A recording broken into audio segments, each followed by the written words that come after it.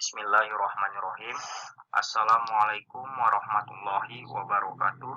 Alhamdulillahirrabbilalamin. Wassalatu wassalamu ala asrofil anbiya'i wal mursalin wa ala alihi wa sahbihi ajmain, amma ba'du. Pertama dan yang paling utama, mari kita panjatkan puji syukur kehadirat Allah Subhanahu wa Ta'ala yang telah memberikan nikmat dan karunia-Nya sehingga kita bisa diberikan kesehatan serta diberikan kesempatan untuk mempresentasikan di mata kuliah ini. Sholawat salam kita berikan kepada Nabi besar Muhammad SAW yang telah membawa kita dari zaman jahiliyah menuju zaman yang penuh ilmu pengetahuan seperti sekarang ini. Yang saya hormati Bapak Indra Saptanugraha sebagai dosen mata kuliah permodelan sistem. Baiklah, sebelum membahas materi presentasi kali ini, saya unjuk memperkenalkan diri. Kami dari kelompok 2, nama saya Muhammad Jinal Solihin, NPM 17113290, dan rekan saya Ferry Nugraha, NPM saya 171132283, dan kami dari kelas TI 17 WWKN. Kali ini kami akan membahas perancangan sistem kerja ergonomis secara integralis dan holistik berdasarkan simulasi software PowerSim. PowerSim adalah salah satu software untuk simulasi model sistem dinamik. Jadi, PowerSim hanyalah merupakan alat untuk mempermudah simulasi model sistem dinamik. Perlu ditegaskan di sini bahwa menggunakan software PowerSim tidak berarti dengan sendirinya menggunakan metodologi sistem dinamik. Sistem dinamik dapat disimulasikan dengan berbagai jenis software, termasuk dengan software spreadsheet, misalnya Excel, software-software yang didesain untuk membuat simulasi model sistem dinamik. Dan ergonomis artinya perancangan sistem kerja yang meletakkan manusia sebagai pelaku kerja pada pusat pertimbangan perancangan. Jadi di sini manusia dengan kemampuan dan keterbatasannya harus dipertimbangkan sejak awal proses perancangan dimulai. Pertimbangan faktor manusia dalam hal ini pegawai dan pemilik di mana masing-masing memiliki kebutuhan yang harus terpenuhi selama proses industri berlangsung.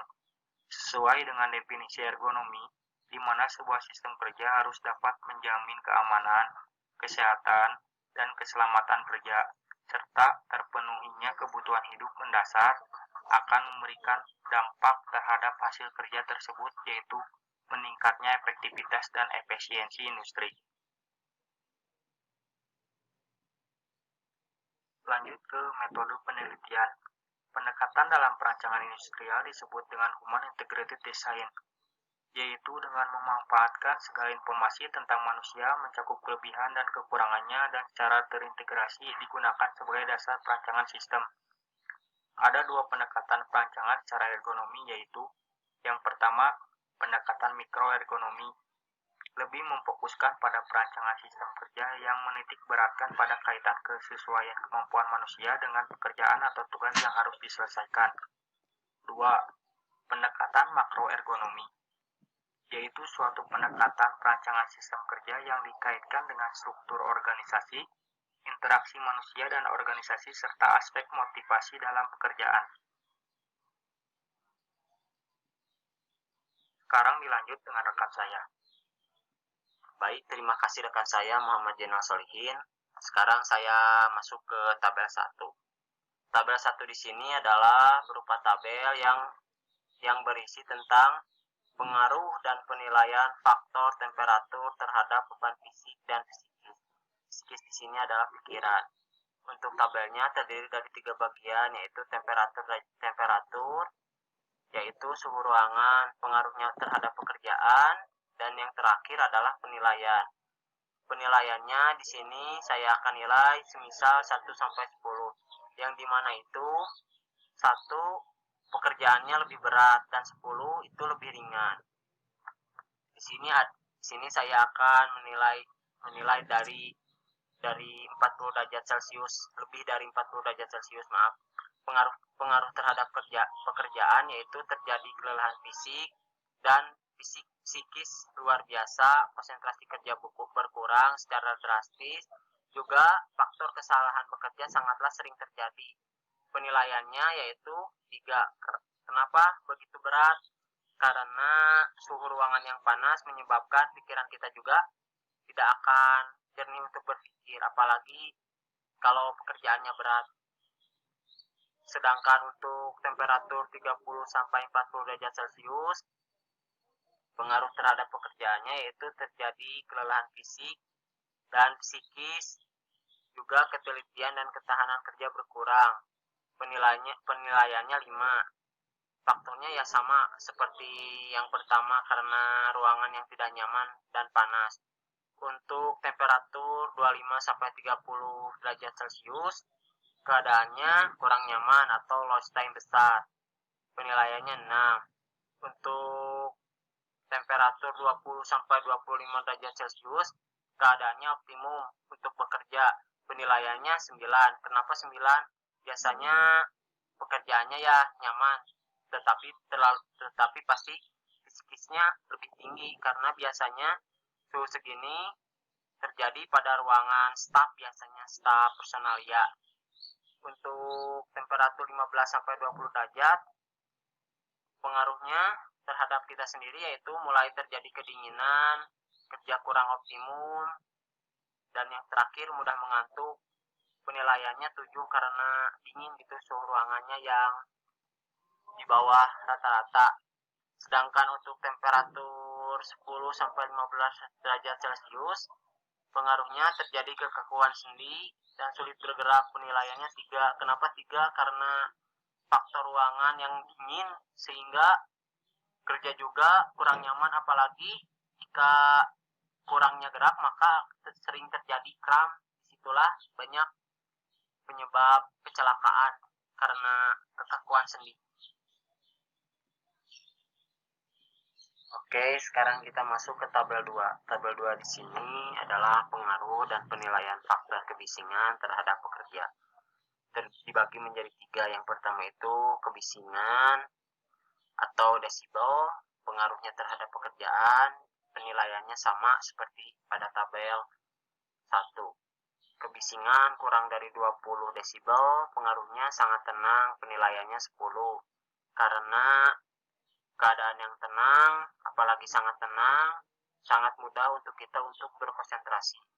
Kebisingan 20 sampai 40 desibel, pengaruh terhadap pekerjaannya tenang, penilaiannya 9. Pengaruh kebisingan 40 sampai 60 desibel, keadaannya ramai, sedang, penilaiannya 8. Untuk kebisingan 60 sampai 80 desibel, keadaannya ramai dan gaduh, penilaiannya 6. Kebisingan 80 sampai 100 desibel, keadaannya sangat gaduh, penilaiannya 4. Dan yang terakhir, kebisingan 100 sampai 120 desibel, pengaruhnya keadaannya dapat menyulitkan, penilaiannya 2 karena pekerjaannya pasti sangat berat sehingga kurangnya kita untuk berkonsentrasi. Kita juga wajib untuk memakai ear flight untuk menghindari ketulian, dan pasti pada saat bekerja kita juga akan sulit untuk berkomunikasi terhadap rekan kerja kita yang lain. Sekarang masuk ke tabel 3. Tabel 3 di sini berisi tentang pengaruh dan penilaian faktor kelembaban terhadap pekerja. Dibagi menjadi 3, yaitu pertama kelembapan, kedua pengaruh, dan terakhir penilaian. Untuk kelembaban di atas 40%,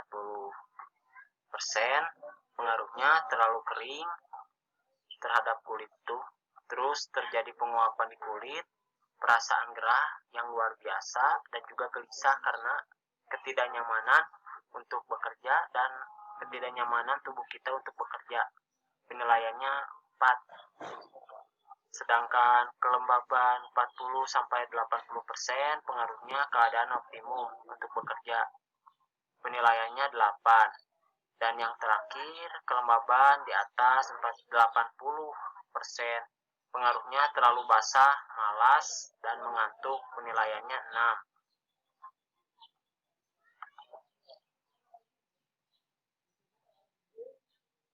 Dan sekarang kita masuk ke gambar. Di sini gambarnya berupa diagram lingkar sebab akibat menggunakan simulasi PowerSim dan diagramnya berupa perancangan sistem kerja ergonomi. Untuk menggambarkan hubungan antar variabel dalam sistem perancangan kerja ergonomi, dibuat diagram lingkar seperti pada gambar. Dalam diagram sebab akibat tersebut, terlihat bahwa tingkat ergonomi sistem kerja dipengaruhi oleh beban kerja fisik dan lingkungan fisik, juga beban psikis. Keberhasilan meningkatkan ergonomi akan mempengaruhi kesehatan kerja, keamanan kerja, keselamatan kerja, juga tingkat kecelakaan kerja pada pengaruh tidak langsung dari hubungan antar variabel. Terlihat bahwa tingkat ergonomi yang baik akan meningkatkan kesejahteraan pegawai dan pada pengaruh berikutnya akan meningkatkan keuntungan perusahaan, terutama keuntungan jangka panjang sebagai besar. LOOP pada diagram membentuk sistem umpan balik positif. Artinya, dalam simulasi akan terjadi grafik peningkatan atau penurunan yang terus-menerus. Hal ini tentu tidak sesuai dengan kondisi realnya, di mana tidak mungkin ada nilai tak terbatas walaupun waktu simulasi dibuat dalam waktu yang sangat panjang. Hal ini karena dalam model ini hanya melihat faktor ergonominya yang dikaitkan dengan ekonomi saja, terutama peningkatan keuntungan perusahaan, sedangkan keuntungan perusahaan masih ditentukan oleh faktor lain seperti kondisi makroekonomi, juga pesaing dan kemampuan pasar. Sekarang saya akan menjelaskan tentang beban kerja. Beban kerja dibagi menjadi dua. Yang pertama beban fisik, yang kedua beban psikis. Beban kerja fisik adalah mencakup temperatur, kelembaban, vibrasi, kebisingan, kontaminan, sirkulasi udara, aroma, dan sebagainya. Untuk penyederhanaan modelnya, dalam permodelan ini saya mencantumkan faktor temperatur, kelembaban, dan yang terakhir kebisingan. Terhadap faktor temperatur, faktor kebisingan, dan kelembaban dapat dilihat yang tadi saya jelaskan pada tabel 1, tabel 2, dan tabel 3. Yang kedua itu beban psikis. Beban psikis di sini adalah fungsi dari kebijakan perusahaan. Sebagai contoh adalah sistem pembagian jam kerja dan jam istirahat, sistem kerja yang bergilir, jaminan asuransi, dan jaminan hari tua, sistem reward, dan punishment, juga sebagainya. Beban lain yang mungkin adalah tekanan sosial, sistem transportasi, kondisi makro dan mikro ergonomi, dan hal-hal lain yang di luar kemampuan pekerja untuk menjangkaunya. Oke, sekarang kita masuk ke gambar yang kedua. Di sini ada grafik tentang hasil simulasi sistem kerja ergonomi. Setelah beberapa parameter dimasukkan seperti kesejahteraan pegawai dapat dilihat pada garis merah, keuntungan perusahaan pada garis hijau, tingkat ergonomi pada garis biru, dan yang terakhir adalah investasi ergonomi pada garis abu-abu. Setelah kita memasukkan output dari sistem yang ditunjukkan pada grafik tersebut, terlihat bahwa jika hanya mengikuti paradigmanya, sistem secara keseluruhan akan membentuk umpan balik yang positif.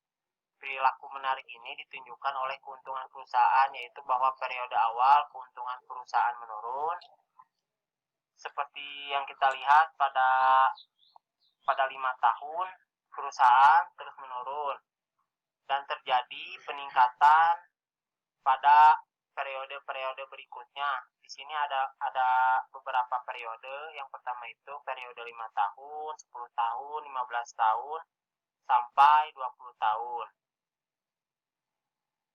Setelah kita lihat peningkatan secara sistem keseluruhan, dan membentuk umpan balik positif tingkat investasi perusahaan untuk menambahkan sarana dan prasarana penunjang juga untuk karyawannya sehingga meningkatkan asumsi besarnya nilai investasi berdasarkan persentase keuntungan perusahaan. Paradigma inilah yang diyakini para ergonomi sebagai hasil dan pengembangan sistem kerja ergonomi.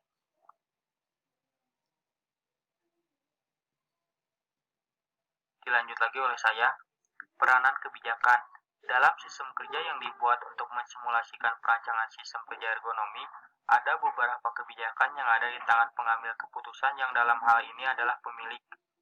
Kebijakan tersebut adalah mencakup yang pertama presentasi pembagian keuntungan untuk pekerja, yang kedua presentasi keuntungan yang dikembalikan dalam bentuk investasi ergonomi, yang ketiga kebijakan organisasi menyangkut pekerjaan yang mempengaruhi beban psikis kerja.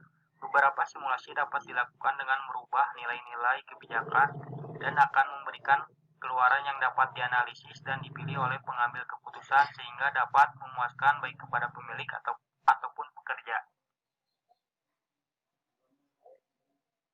Setelah melakukan simulasi sistem perancangan kerja ergonomi dengan menggunakan simulasi software PowerSim, dapat disimpulkan beberapa hal. Yang pertama, simulasi sistem kerja dapat digunakan sebagai tool analisis perilaku sistem terkait dengan perancangan sistem kerja ergonomi. Yang kedua, dengan membuat simulasi dapat terlihat kecenderungan atau tren pengaruh perubahan kebijakan terhadap perilaku sistem secara menyeluruh. Yang ketiga, hubungan antar variabel merupakan hal yang sangat penting untuk diketahui. Dalam simulasi ini, beberapa pola hubungan merupakan asumsi penulis, sehingga untuk lebih valid seharusnya dilakukan penelitian lebih mendalam tentang hubungan real yang sebenarnya terjadi. Yang keempat, secara keseluruhan, jika hanya mempertimbangkan masalah ergonomi, maka akan terjadi pola umpan balik positif untuk sistem. Pola ini sesuai dengan paradigma ergonomi, yaitu bahwa semakin ergonomi suatu sistem akan memberikan keuntungan finansial yang semakin besar, atau good ergonomic is good economic. Yang kelima, perilaku real sistem sebenarnya tidak hanya mengikuti paradigma ergonomi saja, tetapi juga perilaku sistem lain yang terkait, misalnya sistem sosial, sistem mikro dan makro ekonomi, sistem politik, dan sebagainya. Dengan demikian, jika keseluruhan sistem tersebut dimasukkan, niscaya akan terjadi titik jenuh untuk peningkatan tingkat ergonomi dan keuntungan perusahaan, yang berarti pada tahap tertentu sistem akan berperilaku sebagai sistem umpan balik negatif. Demikian isi presentasi kami kali ini. Semoga apa yang kami sampaikan dapat bermanfaat bagi kita semua. Jika ada kekurangan, mohon dimaafkan karena kesempurnaan sungguh hanyalah milik Allah Subhanahu wa taala. Akhirul kalam, subhanaka Allahumma wa bihamdika asyhadu an la ilaha illa anta astaghfiruka wa atubu ilaik.